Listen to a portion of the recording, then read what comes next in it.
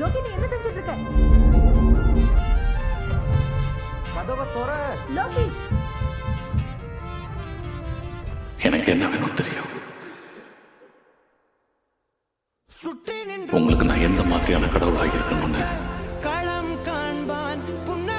எனக்கு தெரியும். இது நமக்காக.